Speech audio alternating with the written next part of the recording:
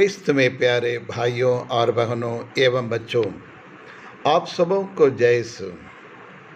पुनर्जीवित प्रभु यीशु की कृपा, आनंद, खुशी, संतोष, आशीर्वाद, अनुग्रह सदा सर्वदा आपके जीवन में और आपके परिवार के जीवन में और हमारे समाज में सदा सर्वदा बने रहने के लिए और मैं ईश्वर से प्रार्थना करता हूँ।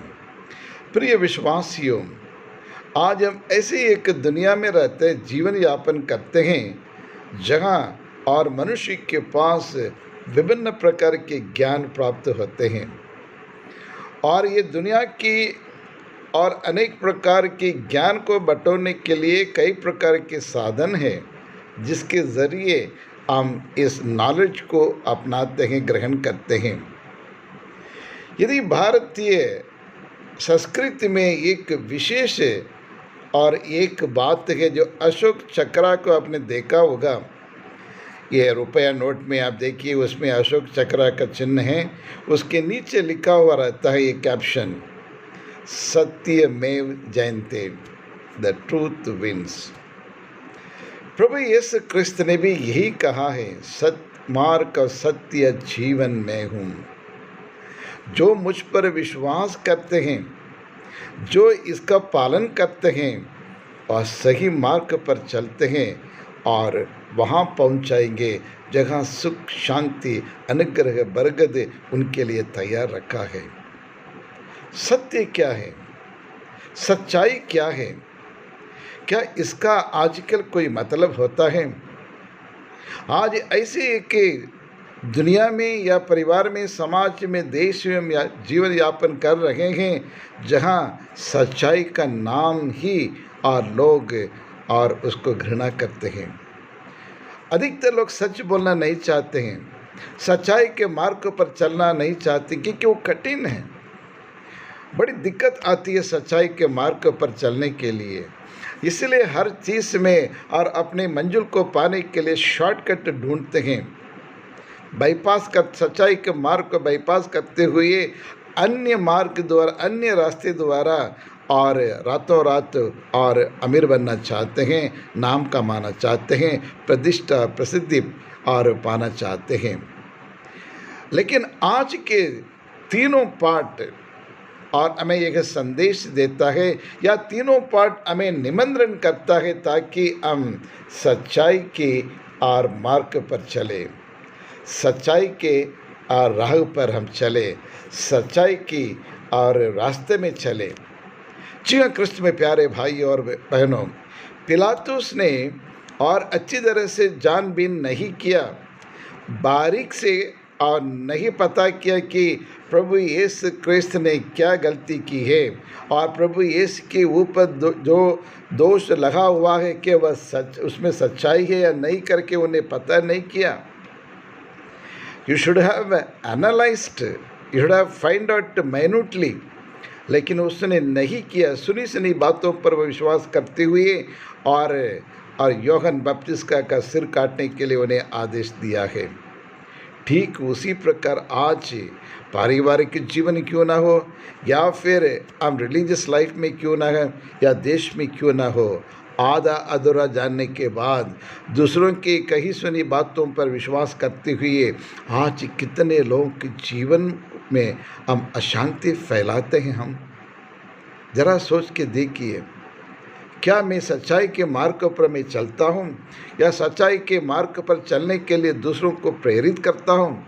क्या मेरा जीवन, मेरा बोलचाल और मेरा व्यवहार सच्चाई के मार्ग पर और चल रहा है या नहीं? क्या दूसरों के लिए एक आदर्श जीवन में जी रहा हूँ या नहीं? या फिर एक दूसरे की बुराई करते हुए, एक दूसरे के साथ पक्षपात करते हुए, पार्शियलिटी करते हुए और मैं आगे बढ़ना चाहता हूँ या फिर नाम कमाना चाहता हूँ? ये मनन चिंतन करने का वक्त है प्रिय विश्वासियों। लेकिन आज के सुसमाचार आपसे और मुझसे हर एक क्रिस्तीय भाई बहन से एक निवेदन और ये कहता है कि हम सच्चाई के मार्ग पर चले, क्योंकि सच्चाई का स्रोत हमारे प्रभु यीशु क्रिस्त है। जी हाँ, क्रिस्त में प्यारे भाई और बहनों, इसलिए हम किसी की बात पर विश्वास नहीं करना चाहिए। जो हम अपनी आँखों से देखे वो गलत हो सकता है, जो अपने कानों से हमने सुना है वो भी गलत हो सकता है, और जो दूसरों के द्वारा सुनी हुई बातें हैं वो भी गलत हो सकती है। लेकिन सच क्या हो सकता है, और जिसको हम बारीक से और खोज करें और पता करें, और वही सही होगा। जी हाँ कृष्ण में प्यारे भाई और बहनों, आज और उस सच्चाई को पता करने के लिए हमें क्या ज़रूरत है, और उसको पता करने के लिए हमें पवित्र आत्मा की ज़रूरत है। पवित्र आत्मा के द्वारा ही हम सच्चाई की खोज कर सकते हैं, पता कर सकते हैं, और पवित्र आत्मा हमारे साथ रहना चाहिए। पवित्र आत्मा हमारे लिए एक अच्छा सहायक है। He is the best helper for us to find out the truth and to walk in the truth, the way of the truth. और सच्चाई के मार्ग पर चलने के लिए, हमारी मदद करने के लिए, सहायता करने के लिए प्रभु यीशु क्रिस्त ने अपने पवित्र आत्मा को और तैयार किया, उन्हें हमारे बीच में भेजा है। वही हमारे लिए एक अच्छा सहायक है। बाइबल कहती है, योहन के सुसमाचार अध्याय 14 और पद संख्या 16, और हमें एक संदेश देता है, मैं पिता से प्रार्थना करूँगा और वह तुम्हें एक दूसरा सहायक प्रदान करेगा जो सदा तुम्हारे साथ रहेगा। वह सत्य की आत्मा है जिसे संसार ग्रहण नहीं कर सकता, क्योंकि वह उसे ना तो देखता और न पहचानता है। तुम उसे पहचानते हो क्योंकि वह तुम्हारे साथ रहता और तुम में विश्वास करता है। जी हाँ कृष्ण में प्यारे भाई और बहनों, और प्रभु यीशु क्रिस्त हमारे साथ संसार के अंत तक रहने के लिए, सही मार्गदर्शन दिखाने के लिए, बुराई को मार्ग को त्यागने के लिए, सच्चाई के मार्ग पर चलने के लिए, ईमानदारी के रास्ते पर चलकर अपने जीवन यापन करने के लिए, हमारे हर मदद करने के लिए, और प्रभु यीशु ने अपनी पवित्र आत्मा को एक सहायक के रूप में, एक हेल्पर के रूप में हमारे पास, हमारे बीच में भेजा है। जो उन पर और उस पवित्र आत्मा को ग्रहण करते हैं और उनके द्वारा बताए हुए मार्ग पर चलेंगे, कोई नुकसान नहीं होगा, कोई असफलता नहीं मिलेगी। हम जीवन में आगे बढ़ेंगे और ईश्वर के विश्वास में भी दृढ़ होते रहेंगे। जी हाँ कृष्ण में प्यारे भाई और बहनों, और यही पवित्र आत्मा हमारे हृदय में निवास करते हुए हमें बताता है, ये गलत है, ये सही है, ये करने से और अच्छा होगा और ये करने से बुरा होगा करके हमें अच्छाई या बुराई के बारे में और हमें बतलाता है। जी हाँ कृष्ण में प्यारे भाई और बहनों, और इसलिए पवित्र आत्मा जो हमारे सहायक है और जो शिक्षा में देता है, उन शिक्षाओं को हमें ग्रहण करना बहुत ज़रूरी है। क्योंकि बाइबल कहती है, और योहन सुसमाचार अध्याय और 4 पद संख्या 26 ये कहता है, परंतु वह सहायक वह पवित्र आत्मा जिसे पिता मेरे नाम पर भेजेगा, तुम्हें सब कुछ समझा देगा। मैंने तुम्हें जो कुछ बताया वह उसका स्मरण दिलाएगा। यानी हमें जीवन में कैसे जीना है, कैसे आगे बढ़ना है, कैसे नौकरी पाना है, कैसे जीवन साथी ढूंढना है, कैसे आगे बढ़ना चाहिए, कैसे प्रसिद्ध होना चाहिए, कैसे नौकरी करना चाहिए, कैसे एक आदर्श क्रिस्तीय जीवन बिताना चाहिए, इसके बारे में आप चिंता करने की ज़रूरत नहीं। और सब कुछ साफ साफ बताने के लिए, अच्छी शिक्षा देने के लिए ये पवित्र आत्मा है। वो आपको सही मार्गदर्शन दिखाएंगे, सब कुछ सिखाएंगे, जब आप और मैं और अपने आप को उनके लिए समर्पित करें। जब हम पवित्र आत्मा को ग्रहण करेंगे तो फिर वो पवित्र आत्मा और हमारे लिए और सिफारिश करते रहेंगे। हमारे जीवन के लिए जो कुछ चाहिए सब कुछ हमें वो प्रदान करेंगे। और इसलिए पवित्र आत्मा को ग्रहण करें, पवित्र आत्मा से और प्रार्थना करते रहेंगे तो फिर हमें क्या मिलेगा, क्या फ़ायदा, क्या लाभ मिलेगा करके कई बार हम सोचते हैं। लेकिन बाइबल इसके लिए भी बहुत अच्छी तरह से हमें ये समझाता है। जो व्यक्ति पवित्र आत्मा को ग्रहण करते हैं, उन पर विश्वास करते हैं और उसकी शिक्षा के अनुसार जीवन यापन करने की कोशिश करते हैं और उनके जीवन में ढेर सारे फल, ढेर सारे लाभ मिलेगा, प्रॉफिट मिलेगा और गेन मिलेगा। वह है प्रेम, आनंद, शांति, सहनशीलता, मिलनसारी, दयालुता, ईमानदारी, सभ्यता, संयम और इतने सारे फल हमें प्राप्त होगा। और यही ईश्वर हमारे लिए और ये दे रहे हैं। प्रिय विश्वासियों, क्या हम पवित्र आत्मा का फल एवं वरदान को ग्रहण करने के लिए हम उन पर विश्वास करते हैं या नहीं है?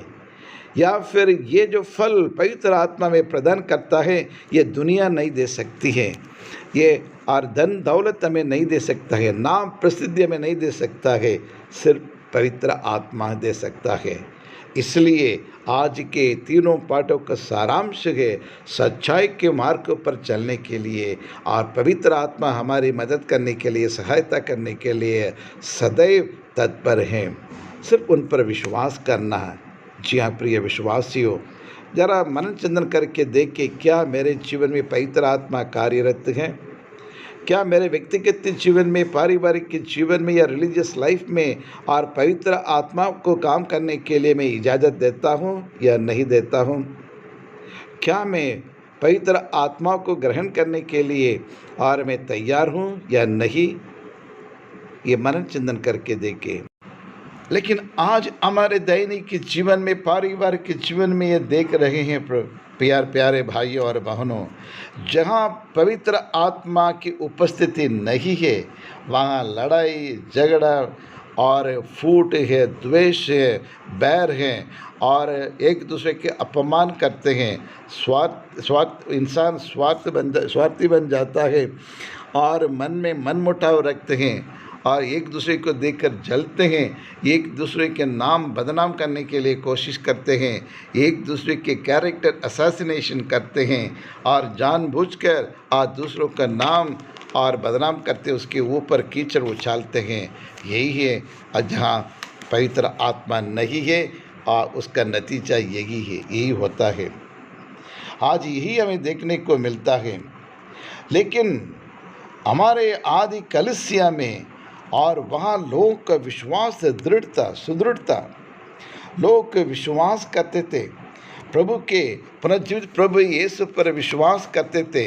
जो प्रभु के चेले ने जो भी शिक्षा देते थे, उन सारी शिक्षाओं को सुनते थे, स्वीकार करते थे और ईश्वर के वचन पर विश्वास, भरोसा रखते थे और इसलिए उनका विश्वास दृढ़ विश्वास था। लेकिन आपस से लड़ाई झगड़ा नहीं था। जो भी लड़ाई झगड़ा था उसको अलग करते हुए और एक दूसरे की क्षमा करते हुए एक आदर्श क्रिस्तीय जीवन बिताते थे। जी हाँ प्रिय विश्वासियों, आज हमारा कलीसिया कैसी है?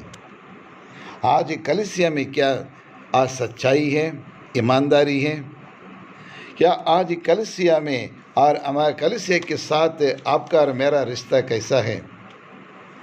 और आज इतने हो गए कि आज की कलीसिया में कंपटीशन बहुत आ गया है। मैं बड़ा हूँ, तुम छोटा है, मैं अधिकारी हूँ, तुम सेवक हैं। इस प्रकार की एक पार्शियलिटी इतने सारे हो गए हैं। मैं बड़ा आदमी हूँ, मैं बड़ा लिखा हूँ, तुम साधारण एक मामूली इंसान है। कितने पक्षपात हैं, कितने और ये डिविजन्स हैं, धर्म के नाम पे, जाति के नाम से, वर्ग के नाम से और लैंग्वेज के ऊपर से, संस्कृति के ऊपर से हमारे बीच में कितना फूट है। लेकिन रोज़ हम मिसा बलिदान चढ़ाते हैं, उसमें भाग लेते हैं, क्या मुझे कुछ असर पड़ता है? क्या मेरे इन तमाम गलतियों की सुधारने की मैं कोशिश करता हूँ या नहीं करता हूँ? क्योंकि हम सब एक ही पिता परमेश्वर के पुत्र पुत्रियाँ हैं। प्रभु यीशु की भाई बहन है।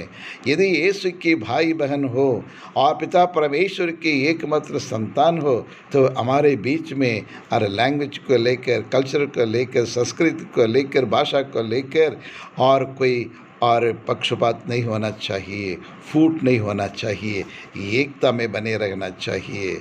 और we should be in communion with the Lord, communion with our own brothers and sisters. और यही एक कारण, कई कारणों में से एक कारण है जो कलीसिया आगे बढ़ नहीं पा रही है। दूसरे अन्य धर्म के लोग हमें देखकर उन्हें कुछ प्रेरणा नहीं मिल पाती क्योंकि हमारे बोल कुछ हैं, करनी और कुछ ही है। हमारे कथनी और करनी में ज़मीन और आसमान का फ़र्क है, और इसलिए हम दूसरों के जीवन में कोई असर, प्रभाव नहीं डाल पाते हैं। We are not able to impress the other people, we preach only. हम बहुत कुछ बोलते हैं, प्रचार करते हैं, लेकिन अपने दैनिक जीवन में ज़रा सा भी उसको पालन करने के लिए, अमल करने के लिए हम कोशिश नहीं करते हैं। और इसलिए दूसरे लोग हमारे जीवन में, हमारे क्रिस्तीय जीवन में उनके विश्वास की कमी है। क्यों? क्योंकि हमारे करनी कुछ है और कथनी कुछ और है। लेकिन आज प्रभु यीशु क्रिस्त चाहते हैं हम सब जो हम दूसरों को सिखाते हैं, सबसे पहले हम उसको पालन करें, एक ऐसे जीवन यापन करें, बेयर विटनेस टू क्राइस्ट। और आप लोग ऐसे कार्य करो जिसे देखकर दूसरे लोग कह सकते हैं तुम मेरे ईसाई की प्रभु यीशु के चेले हैं। क्या आज लोग हमारे कर्तव्यों को देखकर, हमारे और इस सेविकाई के काम को देखकर कह सकते हैं सचमुच एक ईमानदार, एक नेक इंसान के गरीबों को, लाचारों को और सेवा करने वाला व्यक्ति है, और ये कभी किसी के साथ पक्षपात नहीं करता है, निस्वार्थ भाव से और ये करता है और सेवा करता करके लोग कह सकें और जिसको देख कर का सचमुच ही प्रभु यीशु के और ये भाई और बहन। प्रिय विश्वासियों, we have to bear witness to Christ. We have to make impression other people. Other people should know that we are the part of Christ. सिर्फ प्रार्थना करने से नहीं और प्रवचन देने से नहीं, लेकिन मेरे जीवन के द्वारा क्या दूसरों के जीवन में कुछ खुशी मिलती है, शांति मिलती है? क्या मैं एक चिराग बनकर दूसरों के जीवन में और अंधकार को दूर करने के लिए क्या मुझ में सक्षम है या नहीं? इनके बारे में मन चिंतन करें, प्रार्थना करें। हे सर्वशक्तिमान शाश्वत परमेश्वर, हम आपको धन्यवाद देते हैं प्रभु। सच्चाई के मार्ग पर चलने के लिए आप कहते बार बार हमें एक संदेश, शिक्षा देते हैं, पवित्र आत्मा को ग्रहण करने के लिए कहते हैं, लेकिन हम उससे दूर चले जाते हैं प्रभु। हम अनसुनी करते हैं आपकी बातों को। जो संदेश आप हमें देते हैं प्रभु, कई बार हम सुनकर और भूल जाते हैं और हमारे जीवन में, दैनिक के जीवन में, व्यक्तिगत जीवन में उसमें अमल करने की कोशिश नहीं करते हैं। हमेशा दूसरों के लिए हम सिखाते हैं और प्रवचन देते हैं, लेकिन उसी के अनुसार जीवन यापन करने के लिए ज़रा भी हम कोशिश नहीं करते हैं। उसके लिए हम आपसे क्षमा मांगते हैं प्रभु। सत्य मार्ग जीवन आप ही है प्रभु। आपके सिवा कोई इस संसार में सुख, शांति और स्वर्ग प्राप्त नहीं कर सकते हैं प्रभु। आज ये सारी दुनिया एक झूठा जीवन जी रही है प्रभु। इससे बदलने के लिए हमें शक्ति दे, बल दे। वही पवित्र आत्मा जिसको आपने वादा किया है संसार के अंत तक आपके साथ रहते हुए सच्चाई के मार्ग पर लेके चलेगा करके आपने दी। और पवित्र आत्मा को कई बार उनकी बातों को अनसुनी कर देते हैं, उनकी आवाज़ को पहचान नहीं पाते हैं प्रभु। उसके लिए हमें क्षमा करें प्रभु और आशीष दे, ताकि सदैव हम पवित्र आत्मा से हम ये प्रेरणा पा सके, पवित्र आत्मा से प्रार्थना कर सके, पवित्र आत्मा को स्वीकार करते हुए जो मार्ग हमें दिखाता है उसी मार्ग पर चलने के लिए, सच्चाई के मार्ग पर चलने के लिए और एक नेक इंसान बनने के लिए, ईमानदार व्यक्ति बनने के लिए हमें शक्ति, बल हमें प्रदान करे प्रभु। और आज, कल और कल कभी ना बदलने वाला परमेश्वर आप ही प्रभु। जो ईश्वर मुझ में निवास करता है, दुनिया में रहने वाले अन्य देव देवताओं से, अन्य लोगों से भी और बहुत शक्तिशाली परमेश्वर है, सच्चा परमेश्वर है, जो मनुष्य की मुक्ति के लिए अपने लहू बहाया, अपना खून बहाया, अपने शरीर को तोड़ के दिए हैं। जीवंत परमेश्वर है आप, और आप पर विश्वास करते हुए आगे बढ़ने के लिए और हमारे जीवन में सुख शांति के साथ जीवन यापन करने के लिए जो भी वरदान की ज़रूरत है, कृपा की ज़रूरत है, प्रभु पवित्र आत्मा के द्वारा हमें प्रदान करे, पवित्र आत्मा से हमें अभिषेक करे। यही प्रार्थना हम करते हैं हमारे प्रभु यीशु क्रिस्त के द्वारा। आमीन, आमीन, आमीन।